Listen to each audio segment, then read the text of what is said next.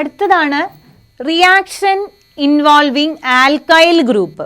അപ്പോൾ RCOOHലെ ഈ alkyl group കാരണം ഉണ്ടാവുന്ന റിയാക്ഷൻസ് എന്തൊക്കെയാണെന്നുള്ളതാണ് നമ്മൾ നോക്കാൻ പോണത്. അതിൽ ഏറ്റവും പ്രധാനപ്പെട്ട റിയാക്ഷനാണ് ഹെൽ-വോൾഹാഡ് സെലിൻസ്കി റിയാക്ഷൻ. ഹെൽ-വോൾഹാഡ് സെലിൻസ്കി റിയാക്ഷൻ അല്ലെങ്കിൽ HVZ റിയാക്ഷൻ എന്ന് പറയും. ഹെൽ-വോൾഹാഡ് സെലിൻസ്കി റിയാക്ഷൻ അല്ലെങ്കിൽ HVZ റിയാക്ഷൻ. അപ്പം അതിലെന്താ നടക്കുക എന്ന് നോക്കാം. കാർബോക്സിലിക് ആസിഡ്, ഈ കാർബോക്സിലിക് ആസിഡിന്റെ പ്രത്യേകത എന്താ? ഫങ്ഷണൽ ഗ്രൂപ്പ് ഉള്ള കാർബണിന്റെ തൊട്ടടുത്ത കാർബണിൽ ഹൈഡ്രജൻ ഉള്ള കാർബോക്സിലിക് ആസിഡ് ആണ് നമ്മൾ റിയാക്ഷന് പ്രിഫർ ചെയ്യണത്. അപ്പോൾ ആൽഫ ഹൈഡ്രജൻസ് ഉള്ള ആസിഡ്, ഓക്കെ, ഫങ്ഷണൽ ഗ്രൂപ്പ് ഉള്ള കാർബണിന്റെ തൊട്ടടുത്ത കാർബണിൽ ഹൈഡ്രജൻ ഉള്ള കാർബോക്സിലിക് ആസിഡ് ആണ് നമ്മൾ എടുക്കുക. അതായത് ആൽഫ ഹൈഡ്രജൻസ് ഉള്ള കാർബോക്സിലിക് ആസിഡ് അതെന്തുമായിട്ടാണ് റിയാക്ട് ചെയ്യണത്? ഹാലജനുമായിട്ട് റിയാക്ട് ചെയ്യണു in presence of red phosphorus. ഹാലജനുമായിട്ട് റിയാക്ട് ചെയ്യണു in presence of red phosphorus. അത് കഴിഞ്ഞിട്ട് അതിൻ്റെ ഹൈഡ്രോളിസിസും നടക്കുന്നുണ്ട്. H2H3O+ followed by its hydrolysis. Hydrolysis നടക്കുമ്പോൾ എന്താ ഉണ്ടാവുക എന്നറിയോ? ഈ ആൽഫ ഹൈഡ്രജനെ റീപ്ലേസ് ചെയ്തിട്ട് ഈ ഹാലജൻ വരും. ഈ ആൽഫ ഹൈഡ്രജനെ റീപ്ലേസ് ചെയ്തിട്ട് അവിടേക്ക് ഹാലജൻ വരും. അപ്പോൾ എന്താ കോമ്പൗണ്ട് ഫോം ചെയ്യുക? RCHXCOOH. അപ്പോൾ alpha halo carboxylic acid form ചെയ്യും. ആൽഫ ഹാലോ കാർബോക്സിലിക് ആസിഡുകൾ ഫോം ചെയ്യും. ഈ റിയാക്ഷനെയാണ് നമ്മൾ ഹെൽ-വോൾഹാഡ് സെലിൻസ്കി റിയാക്ഷൻ എന്ന് പറയുന്നത്. Hell Volhard Zelinsky reaction. അപ്പം നമ്മളൊരു എക്സാമ്പിൾ ആയിട്ട് CH3COOH, അതായത് ഫങ്ഷണൽ ഗ്രൂപ്പ് ഉള്ള കാർബണിന്റെ തൊട്ടടുത്ത കാർബണിൽ ഹൈഡ്രജൻ ഉണ്ട്. അതായത് ആൽഫ ഹൈഡ്രജൻ ഉണ്ട് ഇവിടെ, അല്ലേ? ഇത് നമ്മൾ എന്തുമായിട്ടാണ് റിയാക്ട് ചെയ്യുന്നത്? It is reacted with chlorine in presence of red phosphorus and followed by its hydrolysis. Okay, chlorine ഇങ്ങനെ 1, 2 ആയിട്ട് തരും, അല്ലെങ്കിൽ ജസ്റ്റ് ആരോയിൽ ഒരുമിച്ച് തരും. എങ്ങനെ വന്നാലും ഇതാണ്. ആൽഫ ഹൈഡ്രജൻ ഉണ്ടോ നോക്കുക, പിന്നെ ക്ലോറിൻ റെഡ് ഫോസ്ഫറസ്. മറ്റത് ഹൈഡ്രജൻ റെഡ് ഫോസ്ഫറസ് ഒക്കെ ആണെങ്കിൽ റിഡക്ഷൻ ആണെന്ന് നമുക്കറിയാം. ഇവിടെ ഹാലജൻ തന്നിട്ടുണ്ടാവും. അപ്പോഴാണ് ഹെൽ-വോൾഹാഡ് സെലിൻസ്കി അല്ലെങ്കിൽ HVZ റിയാക്ഷൻ. അപ്പോൾ ഇവിടെ എന്താ ഉണ്ടാവുക? ClCH2COOH alpha chloro acetic acid ആണ് ഫോം ചെയ്യുക. Alpha chloro acetic acid. ഇനി ഈ റിയാക്ഷൻ്റെ സിഗ്നിഫിക്കൻസ് ഇവിടെ ഒന്നുമല്ല. ഈ റിയാക്ഷൻ്റെ ഇപ്പോൾ റിയാക്ഷൻ നടത്തി വീണ്ടും ഇത് ഫെർദർ ആയിട്ട് റിയാക്ട് ചെയ്യുകയാണെങ്കിൽ, വീണ്ടും ഫെർദർ ആയിട്ട് chlorine in presence of further ആയിട്ട് ഇത് റിയാക്ട് ചെയ്യുകയാണെങ്കിൽ, that is chlorine in presence of red phosphorus react ചെയ്യുകയാണെങ്കിൽ അടുത്ത ആൽഫ ഹൈഡ്രജൻ റീപ്ലേസ് ചെയ്യും, Cl2CHCOOH ഫോം ചെയ്യും. എഗെയിൻ ഇത് റിയാക്ട് ചെയ്യുകയാണെങ്കിൽ Cl3CCOOH ഫോം ചെയ്യും. എത്ര ആൽഫ ഹൈഡ്രജൻസ് ഉണ്ടോ അതിനെ മൊത്തം റീപ്ലേസ് ചെയ്യും. ഇനി ഇതിൻ്റെ സിഗ്നിഫിക്കൻസ് എന്താണ്? ആദ്യം ഇത് ഫസ്റ്റ് സ്റ്റെപ്പിൽ എന്താണ്? മോണോ സബ്സ്റ്റിറ്റ്യൂട്ടഡ് ആയിട്ടുള്ള പ്രോഡക്റ്റ് ഫോം ചെയ്യുമല്ലോ. ഈ മോണോ സബ്സ്റ്റിറ്റ്യൂട്ടഡ് ആയിട്ടുള്ള പ്രോഡക്റ്റിൽ നിന്ന് നമുക്ക് വേറെ കോമ്പൗണ്ട്സ് പ്രിപ്പയർ ചെയ്യാം എന്നുള്ളതാണ് ഇതിൻ്റെ ഒരു സിഗ്നിഫിക്കൻസ്. അപ്പം ഇത് അതായത് മോണോ സബ്സ്റ്റിറ്റ്യൂട്ടഡ് ആയിട്ടുള്ളതിൽ നിന്ന് നമുക്ക് എന്താണ് വേറെ റിയേജൻറ്റ് ഉപയോഗിച്ചിട്ട് വേറെ പ്രോഡക്ട്സ് ഉണ്ടാക്കിയെടുക്കാം. അപ്പം നമ്മൾ ആദ്യം നോക്കുക, ഇത് തന്നെ അസറ്റിക് ആസിഡ് എടുത്തു, chlorine in presence of red phosphorus ആണ്, ഫെർദർ ആയിട്ട് റിയാക്ഷൻ നടത്തുന്നില്ല. നമുക്ക് എന്താ കിട്ടിയത്? ആൽഫ ക്ലോറോ അസറ്റിക് ആസിഡ് കിട്ടി. ഇനി ഇതിനെ നമ്മൾ ആൽക്കഹോളിക് KOH ആയിട്ടാണ് റിയാക്ട് ചെയ്യിക്കണമെങ്കിൽ എന്താണ്? ഡീഹാലോജനേഷൻ നടക്കും. അവിടെ ഹാലജൻ പോയിട്ട് എന്ത് വരും? OH വരും. OHCH2COOH, അതായത് alpha hydroxy acetic acid form ചെയ്യും. ഇനി ഇതിനെ തന്നെ നമ്മൾ എന്തുമായിട്ടാണ് റിയാക്ട് ചെയ്യണത്? ആൽക്കഹോളിക് അമോണിയ ആയിട്ടാണ് റിയാക്ട് ചെയ്യണേന്ന് വെക്കുക. ആൽക്കഹോളിക് അമോണിയ ആയിട്ടാണ് റിയാക്ട് ചെയ്യണമെങ്കിൽ ഇവിടെ അമീൻ ഫോം ചെയ്യും. NH2CH2COOH ഒരു അമീൻ ഫോം ചെയ്തു. ഓക്കെ, ഇനി അടുത്ത ഇതിൽ അടുത്തത് എന്താണ്? ഇവിടെ അമീൻ സബ്സ്റ്റിറ്റ്യൂട്ട് ചെയ്ത് വന്നു എന്നർത്ഥം. അതായത് എന്താണ്? ഇവിടെ അമീൻ സബ്സ്റ്റിറ്റ്യൂട്ടഡ് ആയി. ഇത് എന്താണ്? അമിനോ ആസിഡ് ആണ്, ഗ്ലൈസീൻ ആണ്. ഫസ്റ്റ് അമിനോ ആസിഡ് ആയിട്ടുള്ള ഗ്ലൈസീൻ ആണിത്. ഓക്കെ, ഇനി അതുപോലെ തന്നെ അടുത്തത് എന്താ ചെയ്യണത്? ഇതിനെ നമ്മൾ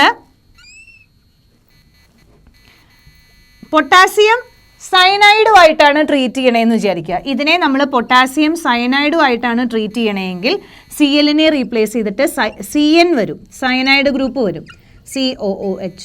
ഇനി ഇത് ഫെർദർ ആയിട്ട് ഹൈഡ്രോളിസിസ് നടത്തി കഴിഞ്ഞാൽ മലോണിക് ആസിഡ് ഫോം ചെയ്യും, CH2COOH, CH2COOH.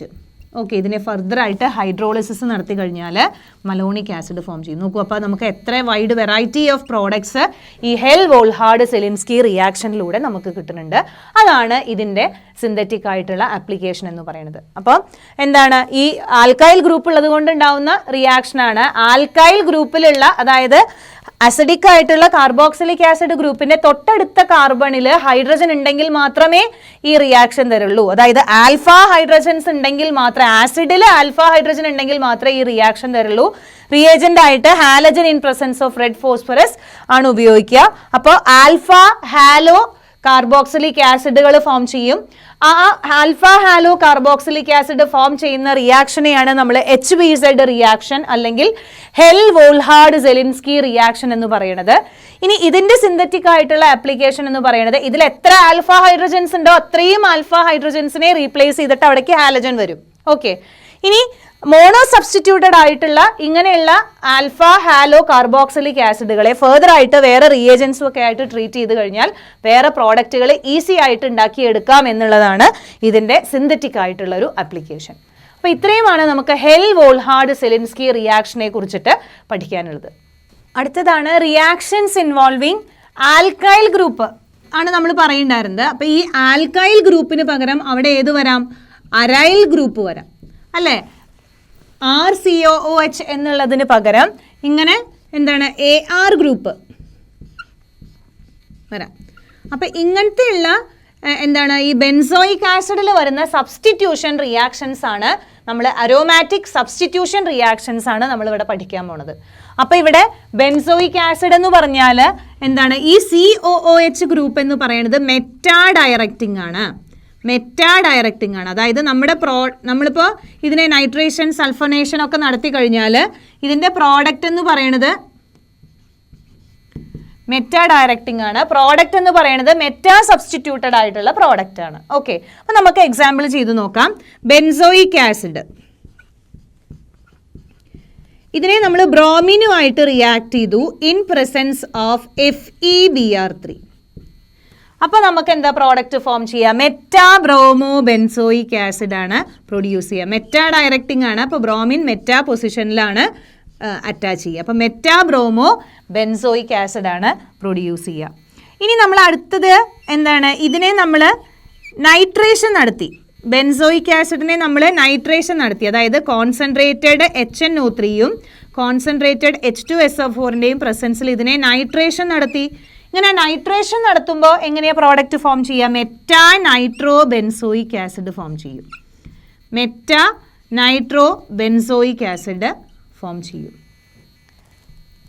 ഓക്കെ, ഇനി അടുത്തത് ഇതിനെ സൾഫോണേഷൻ നടത്തുകയാണ്.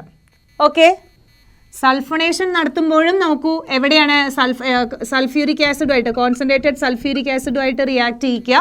അപ്പോഴതേ സൾഫോണിക് ആസിഡാണ് സബ്സ്റ്റിറ്റ്യൂട്ട് ചെയ്യുക. അതെവിടെ, ഏത് പൊസിഷനിലാണ് സബ്സ്റ്റിറ്റ്യൂട്ട് ചെയ്യുക, മെറ്റാ പൊസിഷനിൽ സബ്സ്റ്റിറ്റ്യൂട്ട് ചെയ്യും. അപ്പോൾ meta sulpho carboxylic acid benzoic acid, meta sulpho benzoic acid എന്നുള്ള രീതിയിലാണ് ഇതിനെ നെയിം ചെയ്യുക. ഓക്കെ, അപ്പോൾ ഈ രീതിയിൽ എന്താണ് ഹാലോജനേഷൻ, നൈട്രേഷൻ, സൾഫോണേഷൻ റിയാക്ഷൻസ് ഒക്കെ ഇത് തരും. സബ്സ്റ്റിറ്റ്യൂഷൻ, അരോമാറ്റിക് സബ്സ്റ്റിറ്റ്യൂഷൻ റിയാക്ഷൻസ് ആയിട്ടുള്ള ഹാലജനേഷൻ, നൈട്രേഷൻ, സൾഫോണേഷൻ റിയാക്ഷൻസ് ഒക്കെ ആൻസർ ചെയ്യും. But it will not undergo Friedel Craft reaction.